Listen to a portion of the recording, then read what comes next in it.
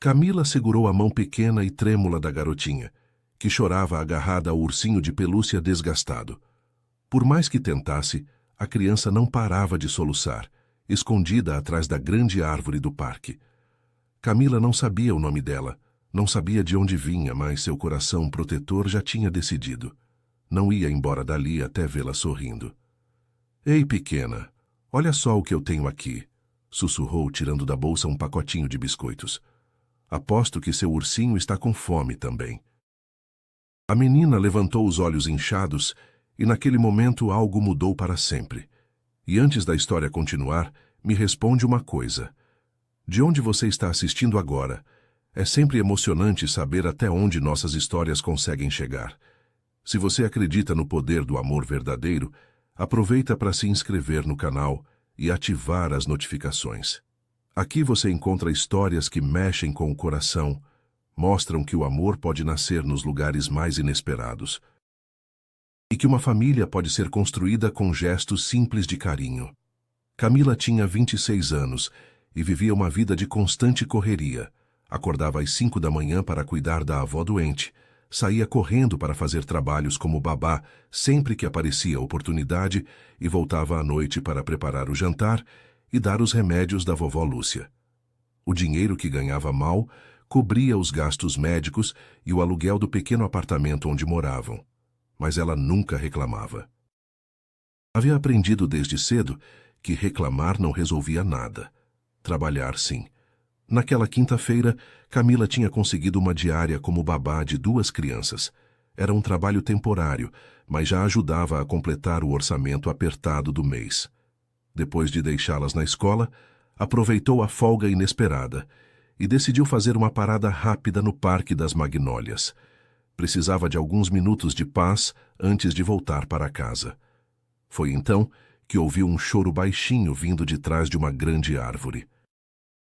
Encontrou ali uma garotinha de uns 6 anos, cabelos castanhos desarrumados, vestindo um vestido rosa claro e sapatos de verniz, roupas que mostravam cuidado e carinho, mas que naquele instante contrastavam com seu semblante aflito. Ela se encolhia atrás da árvore, abraçada com força a um ursinho de pelúcia já gasto. As costuras frouxas, uma orelha meio solta, o tecido desbotado pelo tempo e pelo amor que recebera. "Oi, lindeza", disse Camila, agachando-se devagar. "Você está perdida? Está com seu papai ou sua mamãe aqui no parque?" A menina fungou e balançou a cabeça sem parar de chorar. "Como você se chama?" "Isabela", respondeu entre soluços. "Que nome lindo! E esse ursinho? Qual é o nome dele?" "Docinho. Era da mamãe." O coração de Camila apertou. Havia algo na forma como a menina falava que mostrava uma dor profunda demais para uma criança tão pequena. "Sabe o que eu acho, Isabela? Acho que o Docinho está com fome." "E você também, né?" A estratégia funcionou. Isabela parou de chorar por um momento para olhar o ursinho, depois para Camila. "Ele não come comida de gente", murmurou. "Ah, mas biscoito é diferente. Biscoito é comida de urso também", disse Camila, sorrindo e oferecendo o pacotinho que sempre carregava para emergências. Pela primeira vez, Isabela esboçou um sorriso tímido. Foram alguns minutos de conversa mansa, de biscoitos compartilhados e de risadas baixinhas.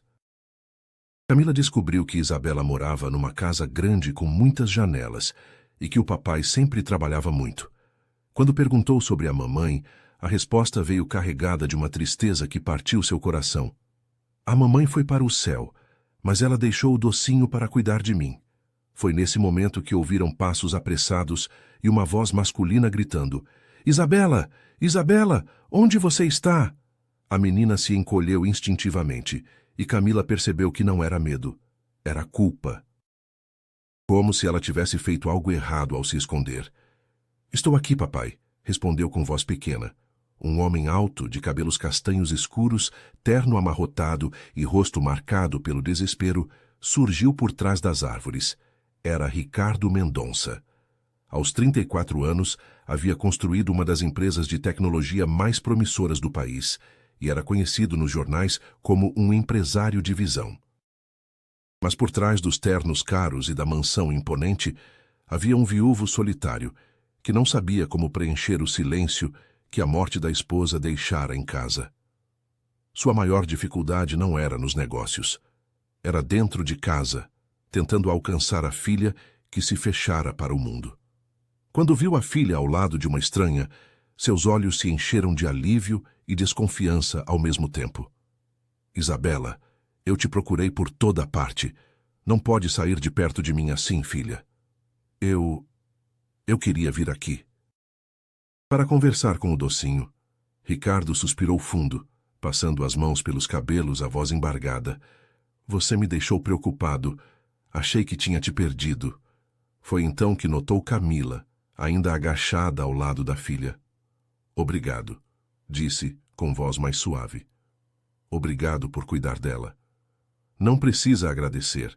Ela só precisava de um pouco de companhia, respondeu Camila, levantando-se. Ricardo se aproximou da filha, mas quando estendeu os braços para pegá-la no colo, Isabela se afastou sutilmente, agarrando-se ao ursinho.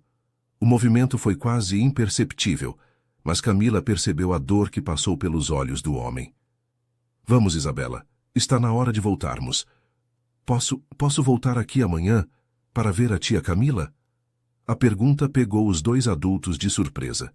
Ricardo olhou para Camila, que corou levemente. Se seu papai deixar, respondeu ela. Por favor, papai, por favor. Ricardo hesitou. Havia meses que não via a filha demonstrar interesse por nada, muito menos por pessoas estranhas.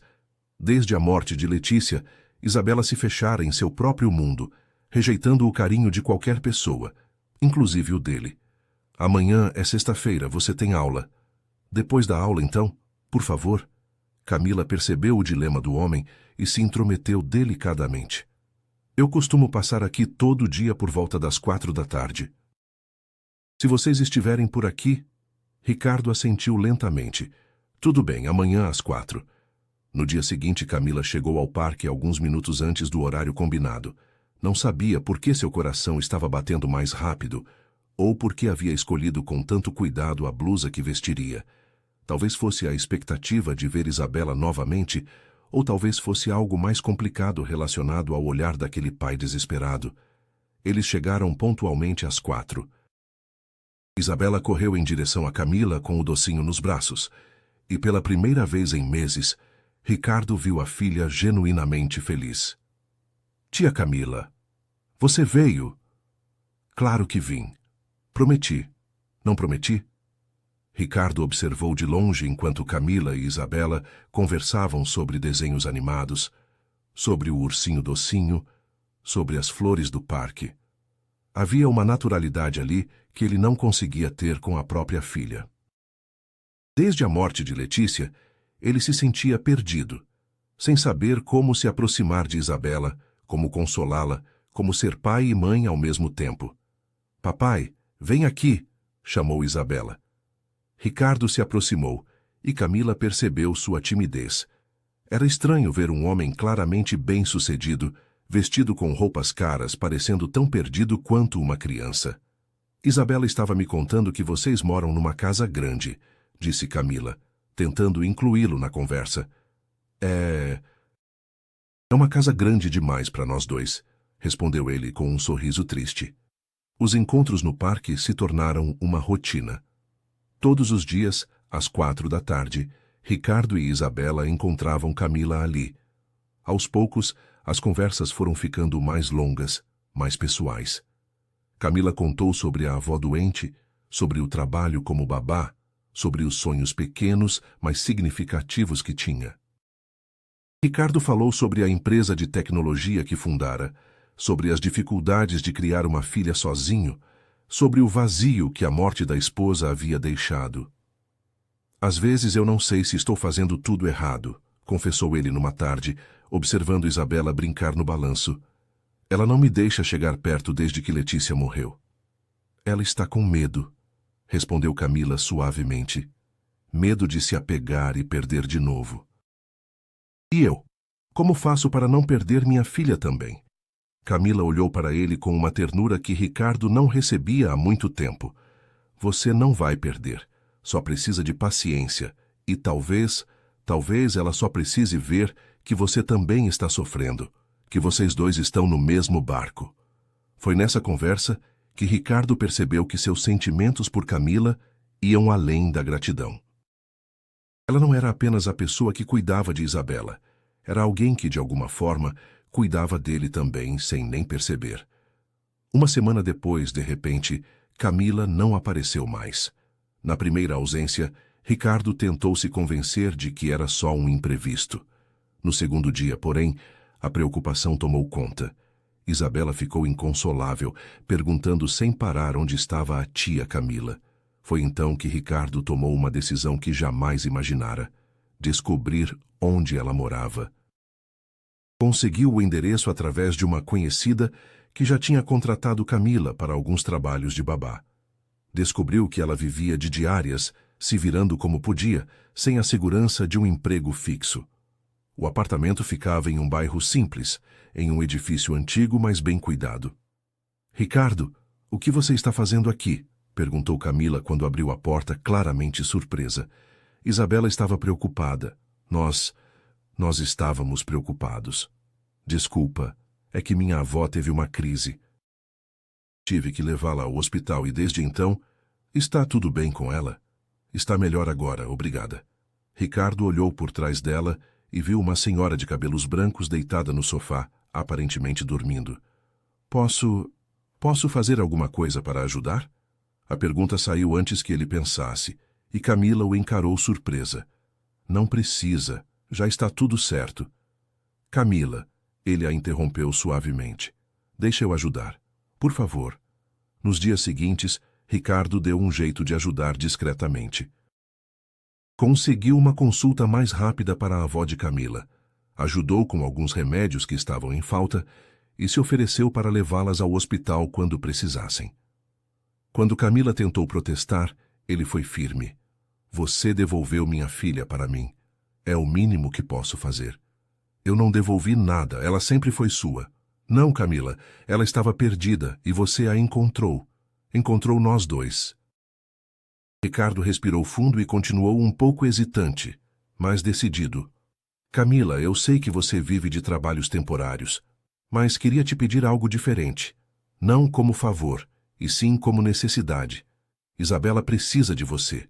Eu gostaria que aceitasse ser a babá dela de verdade oficialmente." Camila ficou em silêncio por alguns segundos, surpresa. "Ricardo, eu não sei. Não quero que pareça interesse ou aproveitamento." Ele balançou a cabeça com firmeza. "Não é sobre mim, é sobre ela." Desde que a Letícia se foi, Isabela não deixou ninguém se aproximar. E você conseguiu. Pela primeira vez, ela voltou a sorrir. Camila respirou fundo, ainda insegura, mas quando pensou em Isabela, a decisão pareceu mais clara. Eu aceito, Ricardo, mas por ela, só por ela." Um alívio imediato percorreu o semblante dele, como se tivesse recebido a resposta que tanto precisava. Nos dias seguintes, tudo mudou. Não havia mais encontros apenas no parque. Agora Camila passava parte das tardes na casa grande de Ricardo, ajudando Isabela com os deveres da escola, brincando no jardim e lendo histórias antes de dormir. A menina, que antes parecia viver em silêncio constante, começou a rir mais, a falar mais, a cantarolar enquanto caminhava pelos corredores. Ricardo observava tudo de perto. Às vezes, parado na porta, apenas ouvindo o som das risadas da filha. Outras vezes participando aos poucos, trazendo um copo de suco, fazendo uma pergunta, sentando-se no sofá para ouvir uma história. Era como se Camila abrisse a porta que ele não conseguia encontrar sozinho. E para Camila, cada dia era uma mistura de alegria e medo. Alegria por ver Isabela florescer novamente, medo de se apegar demais e acabar ferida em um mundo que não era o seu.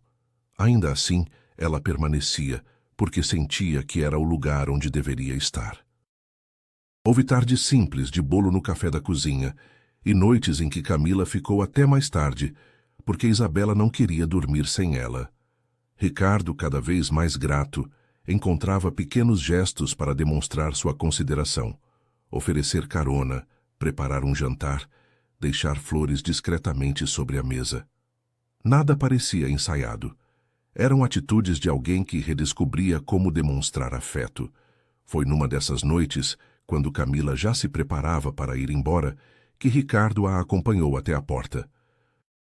A cozinha pequena do apartamento dela ainda estava fresca na memória dele, com o cheiro de café e a voz suave de Camila confortando a avó. Agora, ali na casa dele, de pé diante dela, ele hesitou por um instante.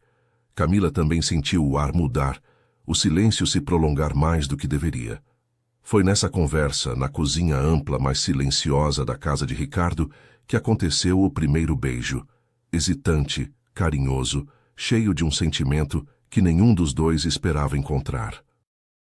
Depois daquele instante, nada mudou de forma brusca, mas também nada foi igual.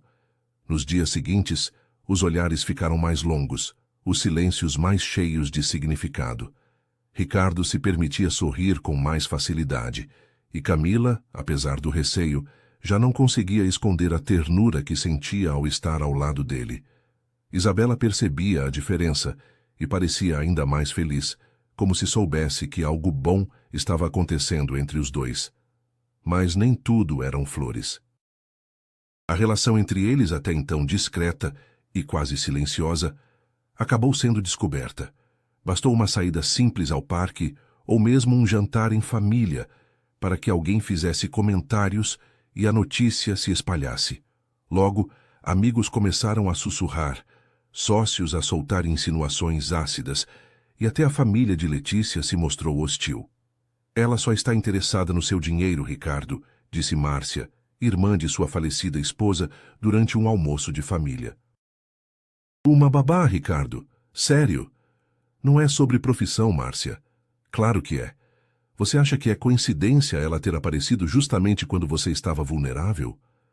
As palavras doeram mais do que Ricardo esperava, não por acreditar nelas, mas por saber que Camila também as ouvia.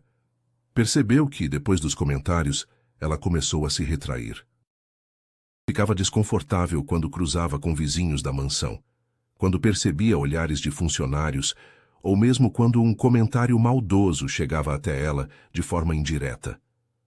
Talvez eles tenham razão, disse Camila numa noite, depois de um jantar. Talvez eu não seja a pessoa certa para estar na sua vida. Não diga isso. Ricardo, olha para nós.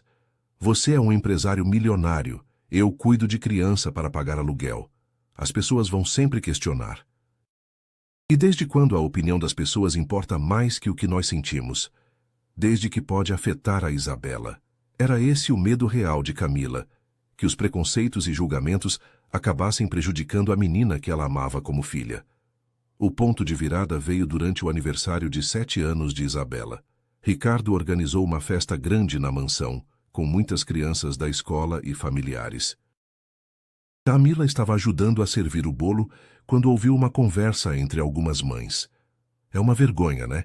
A menina chama aquela babá de mãe. Coitada da Letícia, deve estar se revirando no túmulo. E o Ricardo, que homem inteligente, deixando essa interesseira manipular ele assim. Camila sentiu o mundo desabar. Discretamente, foi até Ricardo e pediu para conversar a sós. Eu preciso ir embora. Como assim ir embora? A festa mal começou.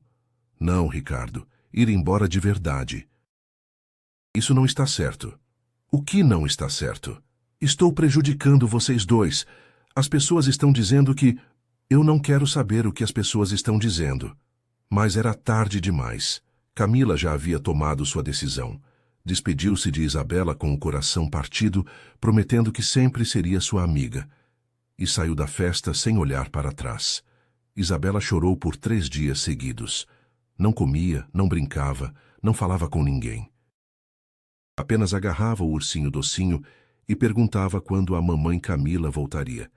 Ela não é sua mãe, Isabela, disse Ricardo desesperado. Sua mãe está no céu. Eu sei, respondeu a menina com uma sabedoria que o surpreendeu. Mas o coração pode ter 2 mães, a do céu e a da terra. Foi essa frase que fez Ricardo entender o que precisava fazer. No sábado seguinte, ele apareceu no parque com Isabela. Camila estava lá, como costumava fazer, mas agora sozinha, apenas curtindo a tarde. Quando os viu, seu coração disparou. Papai disse que você não quer mais ser minha mãe da terra, disse Isabela, correndo em direção a ela. Isa, não é isso. Então por que você foi embora? Camila se ajoelhou na altura da menina, tentando explicar algo que ela mesma não compreendia totalmente. Às vezes, quando as pessoas são muito diferentes, fica difícil. Mas eu não sou diferente de você, interrompeu Isabela. Eu também não tenho mãe. Eu também fico triste às vezes. E você também cuida de mim como uma mãe cuida. Ricardo se aproximou com os olhos marejados. Camila, eu não me importo com o que dizem. Não me importa se acham que você está atrás do meu dinheiro, se nos julgam, se dizem que nossa história não faz sentido. O que eu sei é simples. Sem você, eu e Isabela estamos quebrados de novo. Você é quem trouxe a vida de volta para minha filha. E para mim também. Mas, Ricardo, na segunda-feira, vou fazer uma reunião com todos os meus sócios. Vou deixar claro que você faz parte da minha vida, da nossa vida, e quem não gostar pode procurar outro sócio. Você não pode fazer isso por minha causa. Não estou fazendo por você. Estou fazendo por nós. Naquele momento, Isabela se aproximou e segurou as mãos dos dois. Não briguem. Eu só quero vocês dois comigo. Quero que a gente seja uma família. Ricardo respirou fundo, o olhar marejado, e apertou as mãos de Camila com firmeza. Então vamos ser, Isa. Vamos ser uma família de verdade. Camila, eu não quero mais esperar. Casa comigo. Não porque o mundo precisa saber, mas porque eu preciso que você esteja ao meu lado, oficialmente, todos os dias da minha vida. Camila sentiu o coração disparar. Por um instante, pensou em tudo o que haviam vivido nos últimos meses. As risadas de Isabela, os pequenos gestos de Ricardo, a forma como juntos haviam transformado silêncio em alegria.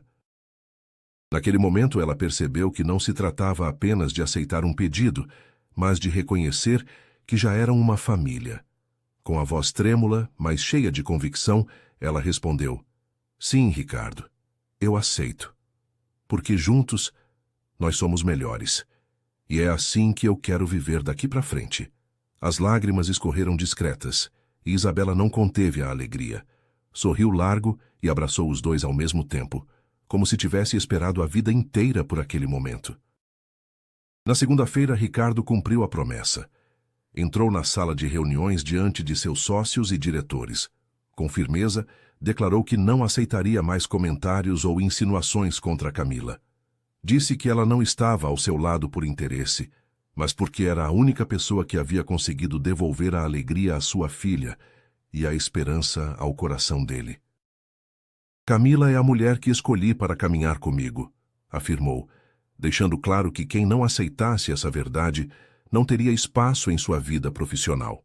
Naquela mesma semana, fez questão de repetir o gesto diante da família. Sem levantar a voz, mas com firmeza, disse que a memória de Letícia sempre seria respeitada, mas que não aceitaria ver em Camila com desconfiança. Ela não substituiu ninguém, ela apenas trouxe de volta o que tínhamos perdido: amor, cuidado e união. 6 meses depois, numa cerimônia pequena e íntima, realizada no próprio Parque das Magnólias, Ricardo e Camila se casaram. Isabela foi a daminha, carregando o ursinho docinho enfeitado com uma gravata borboleta. Quando o pastor perguntou se alguém se opunha ao casamento, Isabela levantou a mãozinha. Eu me oponho, disse em voz alta, fazendo todos rirem. Por que, meu amor? Perguntou Camila. Porque vocês demoraram demais para casar. Eu já estava ficando cansada de esperar. No final da cerimônia, enquanto todos aplaudiam, Isabela sussurrou no ouvido de Camila. Agora você é minha mãe da terra para sempre? Para sempre, respondeu Camila, beijando a testa da menina. Ricardo observou as duas mulheres da sua vida, a pequena que lhe ensinara que o amor verdadeiro não tem medo de recomeçar, e a mulher que lhe mostrara que família se constrói com carinho, não com sangue.